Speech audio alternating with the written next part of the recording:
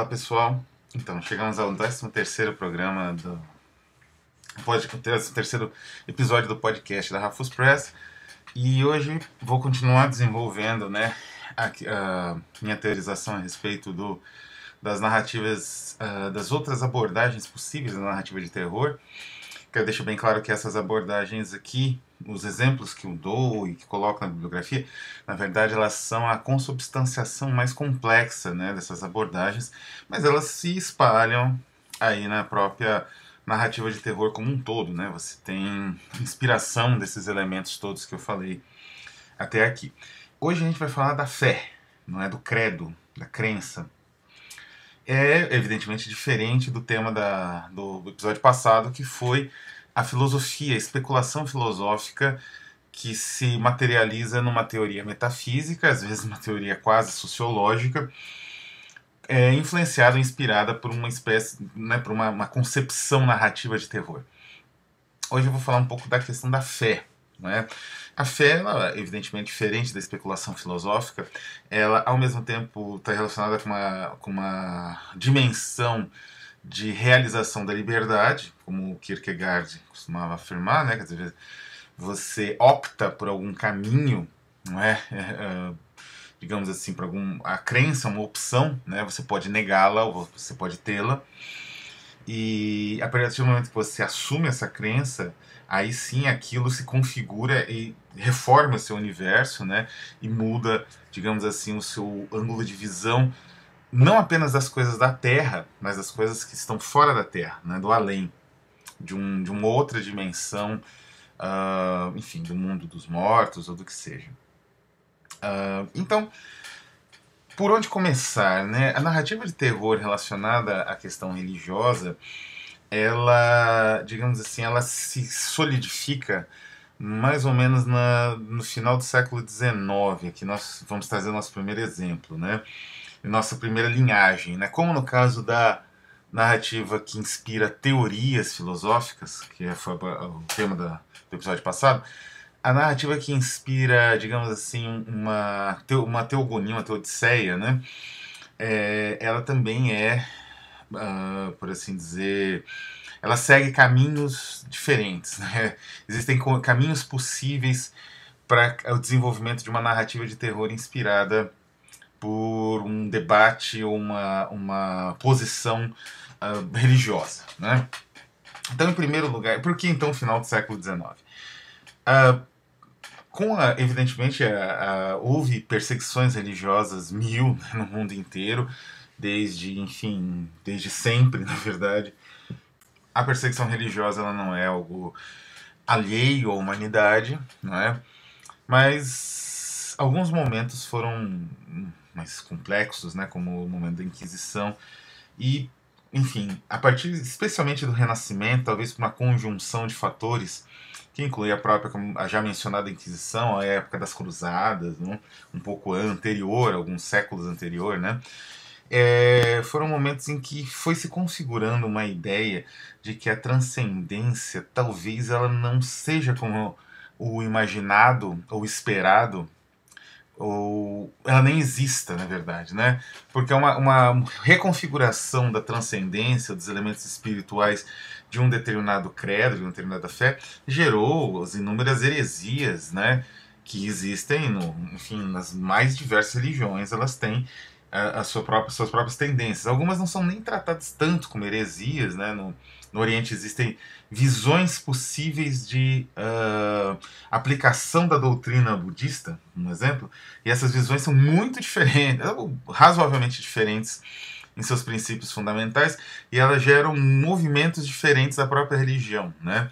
Que não são necessariamente encarados como heresia.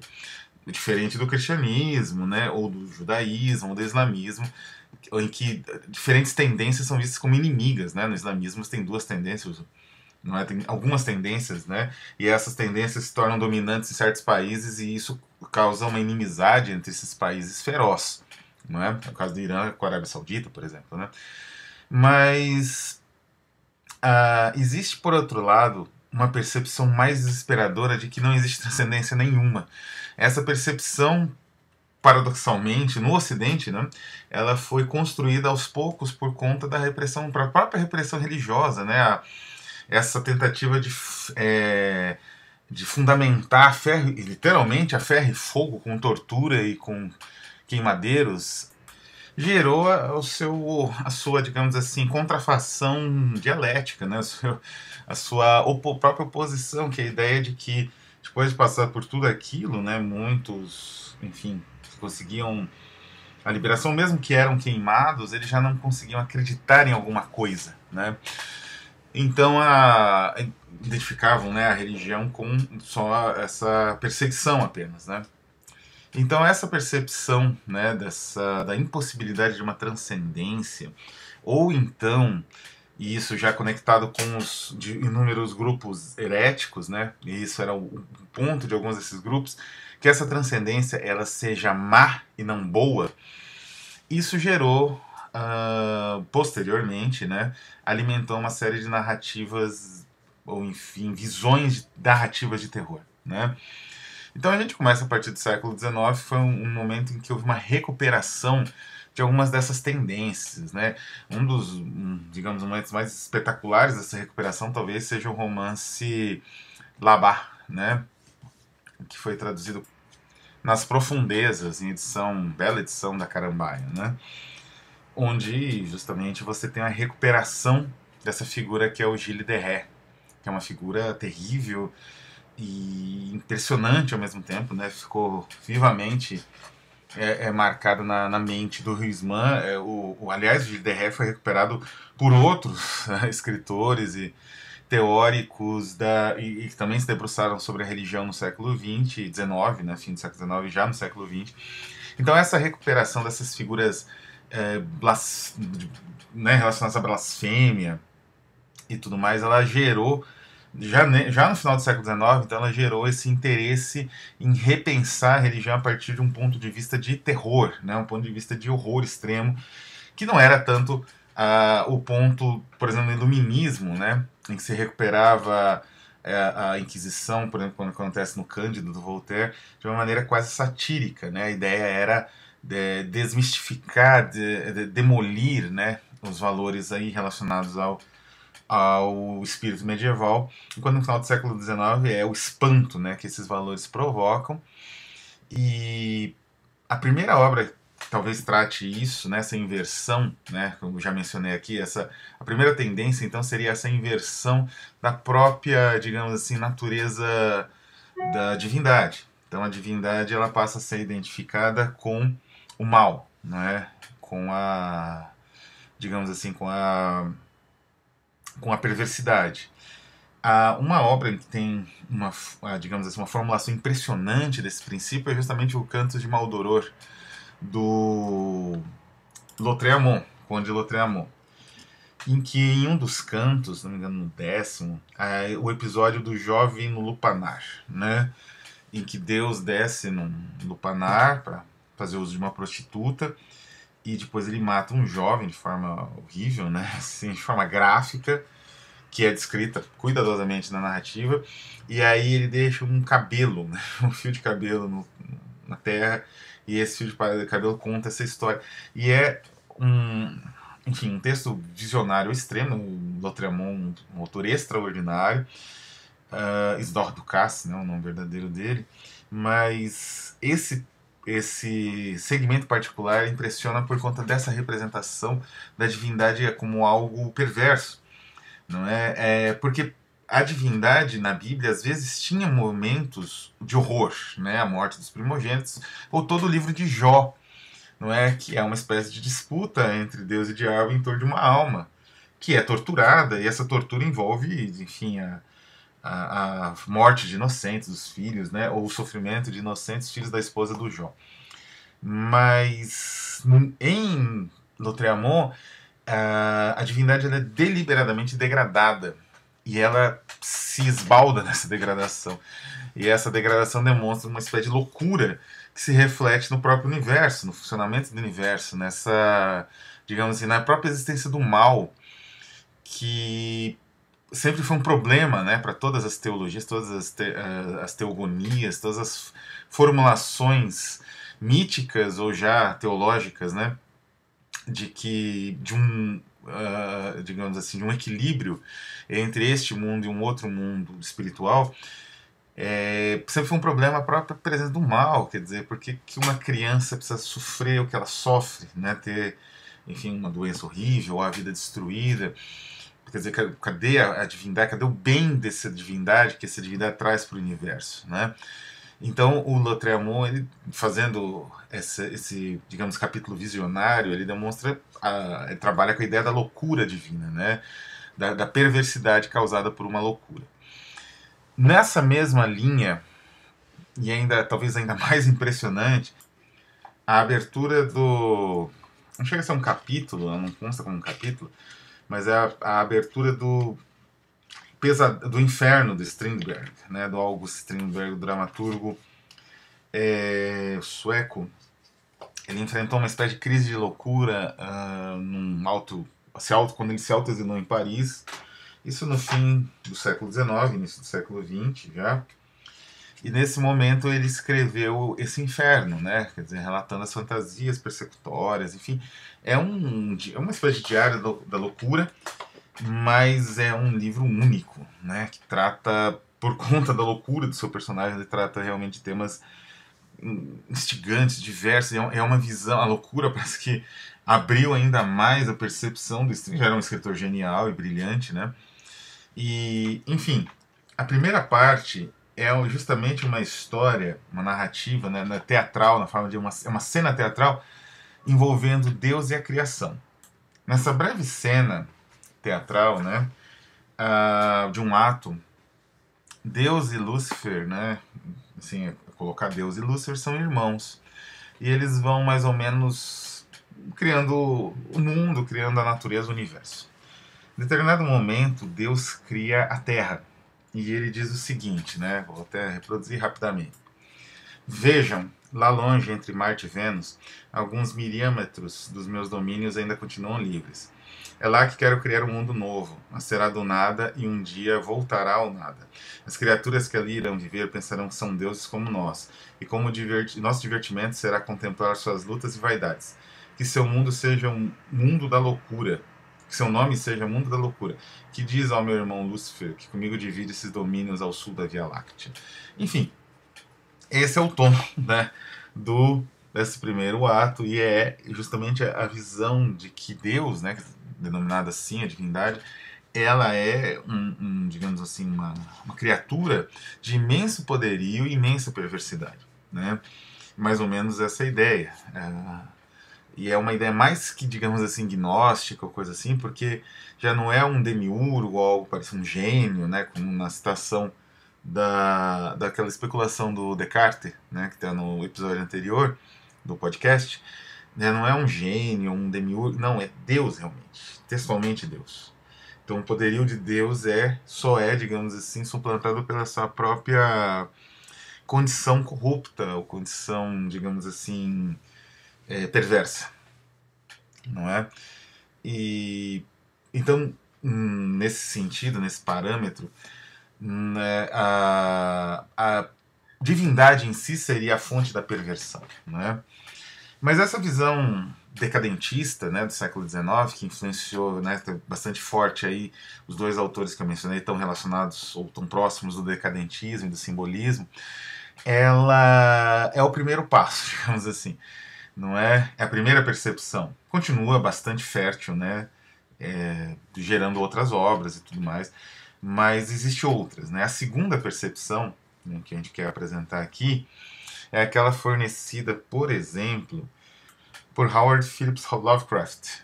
Lovecraft, ele já tinha uma visão que é a seguinte: aquilo que nós entendemos como razão, ou enfim, nossas divindades, as nossas crenças, a nossa percepção positiva, em termos religiosos, evidentemente, mas também em termos metafísicos, éticos e tudo mais, que seria um Deus de bondade, o filho, né, no caso, muitas vezes Lovecraft ele parece às vezes uma espécie de pregador puritano, né, ele tem essa herança cultural do seu país, um cotton mater ou coisa assim, e Então ele tem essa visão que esse Deus de bondade, ele na verdade ele é um intervalo, né? Existe outras divindades, né? A gente pode dizer, ele coloca, né, mais ou menos como divindades, mas outros seres ainda mais poderosos e mais antigos. Então é como se a nossa civilização, a nossa cultura, né, a nossa religião, ela fosse uma espécie de intervalo breve de milhares ou milhões de anos, né, de milhares de anos, numa continuidade caótica de bilhões de anos, né? Então é aquela, de certa forma, o Lovecraft ele demonstra aquela visão, digamos assim, pasmada, né, com a enormidade do universo e dos fenômenos do universo começavam a se descortinar com mais velocidade justamente na época dele, assim, que ele passou a infância, a adolescência e depois a idade adulta, produtiva como escritor, que seria o início do século XX, né, as transformações aí operadas pela própria astronomia, pela física, pelos diferentes ramos da física e depois por outros ramos da análise da sociedade e da arte. Então essa visão, né, do Lovecraft, ela parece um pouco influenciada por isso. Ele expressa essa visão de maneira muito mais complexa e instigante nos poemas, né? Os poemas do Lovecraft estão sendo redescobertos. Ele não era um poeta de ofício, digamos assim. De ofício, ele era um escritor de revistas pulp, né? E um conto que eu acho que apresenta bem essa visão de uma maneira sem tanto aquele peso racista, né? Algumas narrativas do Lovecraft que tratam do horror cósmico acabam tendo com mais força, mas um conto que tem uma suavidade até. Como eu disse, parece um material escrito por um pregador puritano, quase, às vezes, porque tem essa visão também, né? O puritanismo ele tem essa visão de que o mal é mais universal que o bem. E por isso a necessidade do fiel se policiar, ele está constantemente ali em cima, não é? Tá constantemente ali a vida do pastor, ele é uma luta, né? Para pastorear as suas ovelhas, né? O seu rebanho, os seus fiéis, diante do mal e da tentação, né? Que é mais universal e é mais difícil de combater. Não é? Você não tem uma instituição organizada formalmente, que é a igreja, né, que te dá um certo apoio, como é o caso do catolicismo. Então, esses pregadores em fúria, eles saem pelos Estados Unidos, pelas ruas, né, e pregam ali o fim do mundo e digamos, a destruição quase que universal, né. Então, o Lovecraft ele tem um pouco disso, né. É uma dimensão curiosa que fica mais explícita nos poemas, em que essa visão, né, esse pasmo diante do tamanho do universo é mais, acho que é mais, não digo exatamente sofisticada, mas ela é mais abstrata. Isso faz com que o autor escape daquela representação muitas vezes cruel, muitas vezes negativa que ele tinha de certos grupos sociais enfim, étnicos, né? Que é algo que a prosa do Lovecraft tem bastante quantidade, né? E no caso das narrativas mais longas que ele escreveu, né? O caso de Charles Dexter Ward, esse que é o nome do romance, ele me parece o que mais representa isso de uma maneira mais sutil, como eu falei, uma maneira quase de um pregador, né, de rua puritano, se esse pregador fosse escrever um romance sobre, enfim, os males, né, do conhecimento, do descobrimento. Ele é quase o Charles Dexter Ward, é uma espécie de Fausto, né, do Lovecraft. E isso gera uma narrativa singela em alguns momentos, assim, terrorífica, evidentemente, mas que representa bem essa ideia de que a bondade e os valores representados pela divindade positiva da humanidade, eles são muito, muito frágeis e transitórios, né? É muito fácil perder o ponto. Tudo bem que no caso do romance você tem uma representação aí de deuses antigos e tudo mais, e divindades, né, biológicas, as divindades existem, né? Elas têm a força delas é a existência delas, né? E isso acho que é o mais terrível da antimitologia do Lovecraft, que o mal ele tem uma presença material, não é? As criaturas elas têm força, elas têm peso, enquanto que o que se opõe a elas, que seria o bem, né? Representado aí pela religião, pelo cristianismo, que era a religião do autor, ele tem só símbolos, metáforas, alegorias, uma narrativa, digamos assim, edulcorada, não é moralista. Então é muito pouco diante do mal do universo, né? Após a Segunda Guerra Mundial, houve uma interessante recuperação e mescla dessas duas posturas que eu comentei até aqui, representada o mal cósmico, não é? Que teria aí a nossa, digamos assim, os nossos princípios teológicos e ético-morais seriam relativos, né? Porque seria um momento de suspensão desse mal universal, que é a visão proposta pelo Lovecraft, e a visão dos decadentistas, né? Que é uma visão irônica em relação à própria divindade, de inversão, né? Quer dizer, num ponto mais extremo, a inversão da divindade, a divindade é perversa, e a sede da perversão, né? Um diabo, enfim, seria até alguém, digamos assim, mais consciente, né? Exatamente por não ter tanto poder. Essas duas visões após a guerra, elas vão ter uma curiosa convergência num aspecto semelhante ao que eu comentei sobre o surgimento do ateísmo por conta da perseguição inquisitorial. Um dos motivos, evidentemente, né, quer dizer, houve algumas heresias como do livre espírito e tudo mais que facilitaram esse desenvolvimento que começou realmente a partir aí do iluminismo, como nós conhecemos hoje, pelo menos, né? Mas o semelhante aconteceu por conta da Segunda Guerra Mundial. O Holocausto, junto com o uso dos primeiros artefatos atômicos da história como arma, né, gerou um impacto gigantesco na concepção religiosa global, não é? Então, um material bem peregrino, né, logo do início disso, foi publicado pela Perspectiva, um livrinho bem curto chamado Yosel Hakover Dirige-se a Deus, de um autor de nome Ziv Kolitz. É um texto brilhante, né? É um texto que tem uma questão teológica, né, profunda. Na verdade, a Segunda Guerra foi um ponto de inflexão e de discussão prolongada de teólogos a respeito do mal.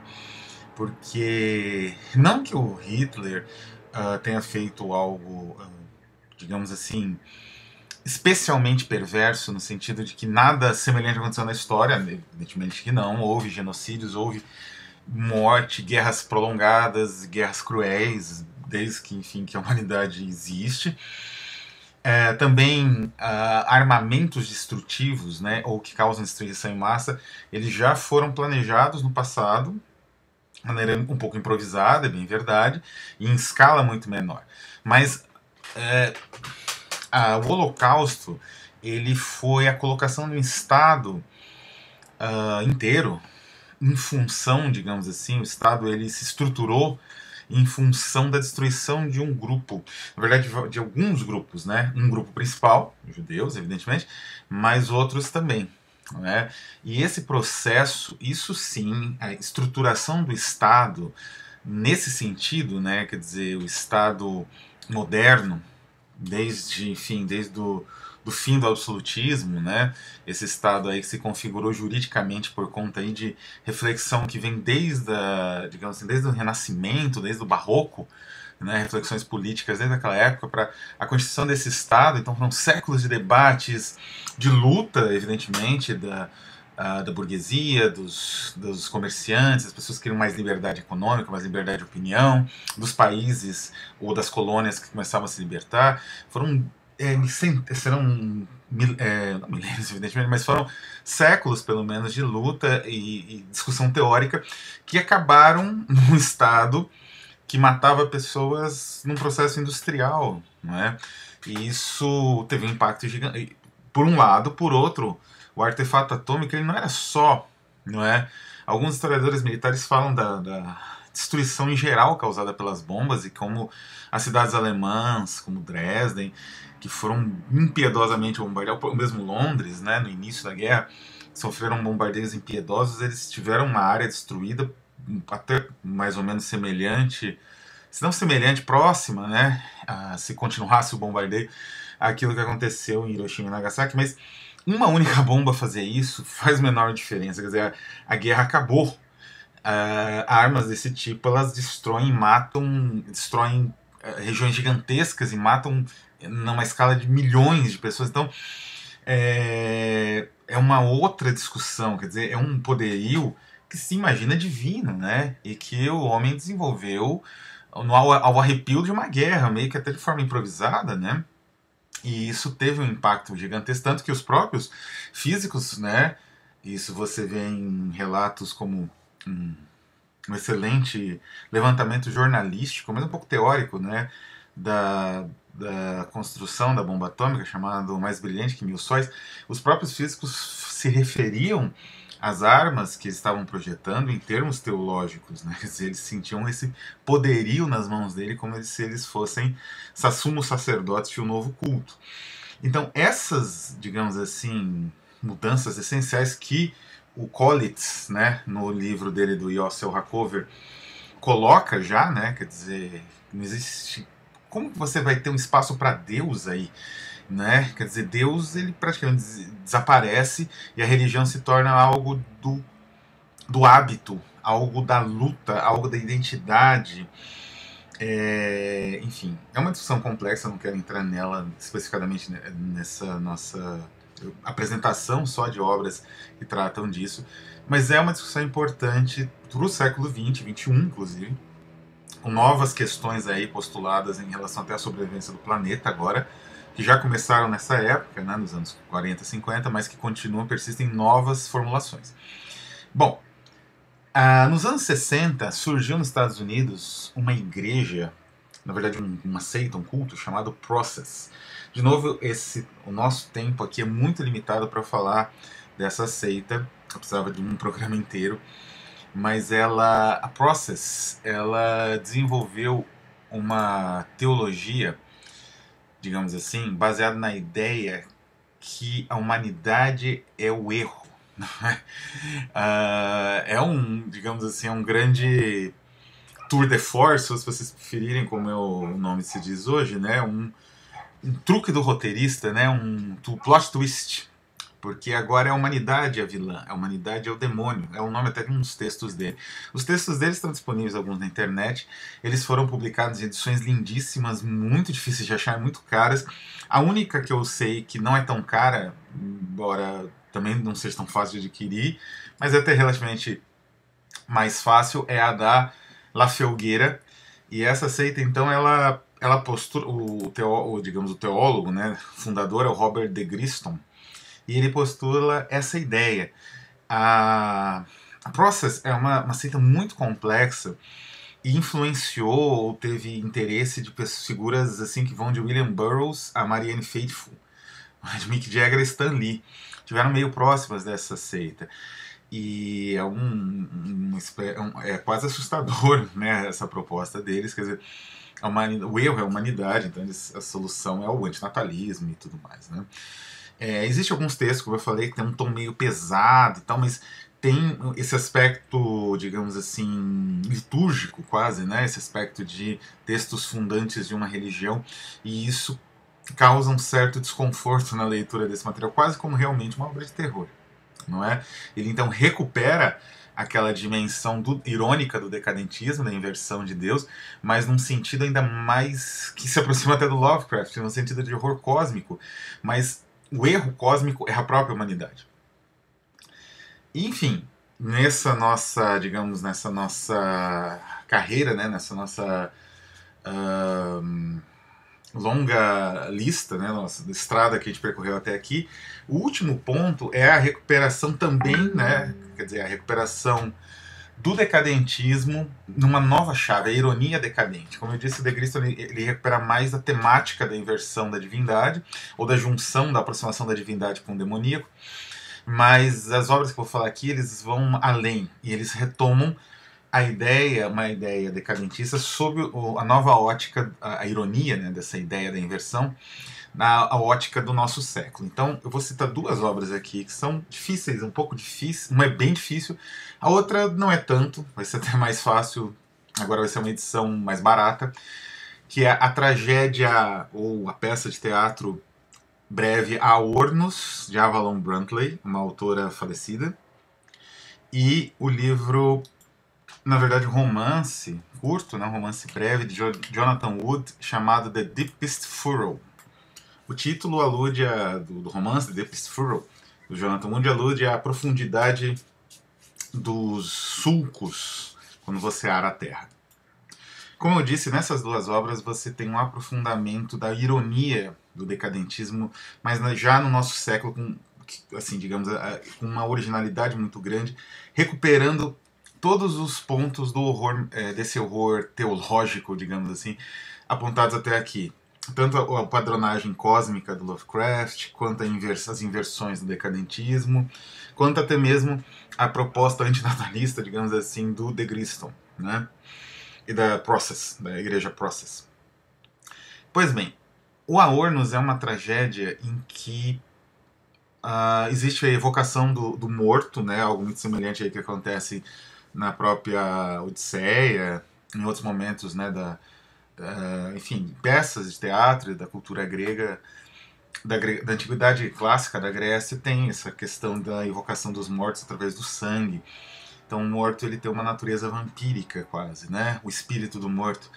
E até mesmo essa evocação, ela é colocada como inútil, né? Não no sentido de você não conseguir a resposta. Na verdade, o personagem ele consegue a resposta. E evidentemente não é a resposta que ele esperava. Mas a ideia é que todo aquele procedimento aparentemente não tem sentido, não é? Quer dizer, a morte e a vida em todos os casos, digamos assim, no fim das contas, você buscar, né, aquela pessoa falecida ou aquele morto ou aquela potência do mundo dos espíritos, digamos assim, apenas propiciou a sua mais completa derrota, né, a mais completa derrota do protagonista. Então é como se é quase uma proposta, digamos assim, de uma filosofia mais terrena, material, né? E diante da qual a vida em si, né? Ela digamos assim, o ramo das certezas. E o mergulho nesse mundo espiritual faz com que o protagonista ele mergulhe num mundo equívoco e que é o mundo da destruição, não é? Como eu disse, eles a Avalon Brantley ela recuperou esse conflito, né, essa ironia da inversão dos decadentistas, mas numa chave em que a própria noção mítica, né, o próprio mito, ele passa a não ter mais sentido, né, ele não tem, como no Lovecraft, ainda uma avaliação entre positivo e negativo, né, ele simplesmente é absurdo. Existe uma espécie de absurdo no mundo e esse absurdo não se resolve pelo conhecimento que nós temos através de rituais, né, do mundo espiritual, não é? Já no Deepest Furrow, o Jonathan Wood ele vai ainda mais longe, porque nesse universo não existe religião. A religião é a comodidade, digamos assim. Então é um indivíduo que vive imerso nessa comodidade, o emprego, a vida comum, que desiste dela temporariamente e vai viver no seio da selvageria, né? De um grupo que vive ali como se vivia na Idade Média, creio eu, né? Com o mínimo de recursos possível. Ou mais ainda, talvez na época aí dos nossos primeiros ancestrais. Ocorre que essa mudança demonstra que os dois lados são vazios, né? Quer dizer, a busca que ele faz era vazia, a civilização que ele abandona era vazia e era baseada no vazio interior para você suportá-la. E a civilização brutal que ele encontra é vazia igual e tem, de certa forma, outros rituais, mas que redundam na mesma percepção de alienação, de vazio absoluto existencial, né? É uma narrativa bastante pesada e nem sei se poderia ser classificada como terror nesse sentido, mas o abismo que ela, digamos assim, circunscreve é absoluto, não é? E é perfeita essa evocação. Então, bom, eu fico por aqui, deixo aí as referências nas obras, né? Acho que é um tema bem interessante, pode continuar a discussão e até a próxima.